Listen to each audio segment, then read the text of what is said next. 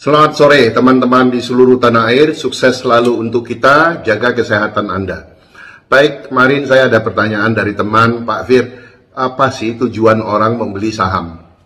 Oke, kita sederhanakan. Tujuan orang membeli saham itu hanya ada dua.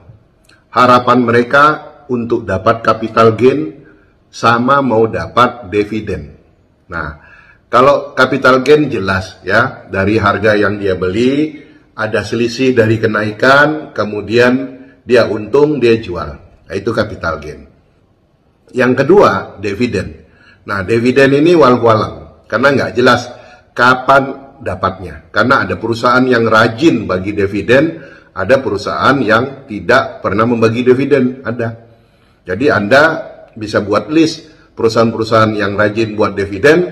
Kalau Anda punya duit 5-10 miliar, bagusnya Anda beli sahamnya yang rajin-rajin bagi dividen, sehingga tiap tahun Anda bisa dapat return. Tapi returnnya juga nggak seberapa ya, karena kalau kita bandingkan dengan hasil yang kita dapat dari capital gain. So, kalau Anda berharap untuk mendapatkan capital gain, Anda harus juga punya modal yang signifikan. Jadi kalau Anda punya modal 10 juta, berharap untung 100 juta, itu lama sekali. Anda harus beli saham mulai dari IPO, terus kemudian Anda tunggu naik, dan Anda nggak bisa pastikan dia naik sampai berapa, karena tiba-tiba bisa saja diguyur habis. Ya, akhirnya yang tadi sudah floating profit, jadi floating loss.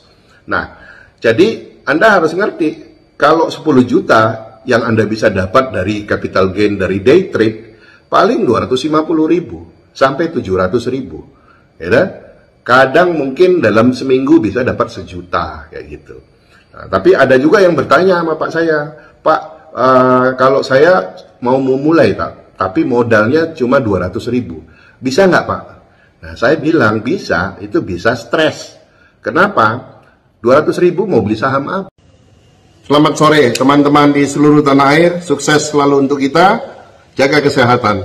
Baik, ini jam 3 saya udah sampai rumah. Ya, jadi udah selesai trading hari ini, udah cukup lah cuan hari ini, pulang.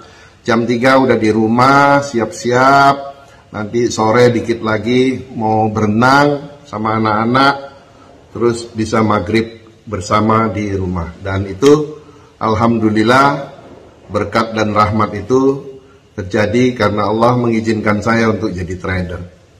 Dan luar biasa banyak manfaat yang saya bisa dapatkan, baik itu waktu bersama keluarga ataupun menikmati apa yang saya perjuangkan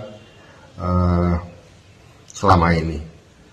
Tadi menyambung apa yang saya sampaikan tadi tentang perusahaan IPO, tentunya pada saat Anda membeli saham IPO, tentunya Anda membaca prospektus. Ya, jadi ini yang namanya prospektus, bukunya setebal ini, isinya semua informasi tentang perusahaan. Baik yang sekarang maupun yang nanti 5 tahun akan datang. Apa sih rencana kerja 5 tahun akan datang perusahaan ini dari IPO tersebut. So, jadi nggak ada yang salah. Mereka sudah memaparkan semuanya ini secara terbuka kepada Anda ya dalam bentuk prospektus. Kemudian Anda menganalisa secara independen dan membuat keputusan untuk membeli atau tidak saham ini. So, jadi kalau Anda beli sahamnya, kemarin saham perdana Anda beli, terus minggu pertama dia hancur sahamnya, nggak usah heran. Yang Anda beli itu kan future value 5 tahun ke depan. Forecast bisnis mereka 5 tahun ke depan. Masa forecast bisnis 5 tahun ke depan dapat direpresentasikan oleh harga saham 5 hari kemarin? Enggak kan? Ya, jadi harga saham 5 hari kemarin rontok itu tidak merepresentasikan future value mereka 5 tahun ke depan. Jadi bacalah secara seksama di dalam prospektus ini dan Anda bisa putuskan beli atau tidak. Karena tidak ada yang ngelarang, tidak ada yang nyuruh Anda mau beli atau tidak. saham ini, ya. Dan pada saat Anda membeli di pooling, Anda juga sudah membuat satu keputusan berdasarkan analisa prospektus ini.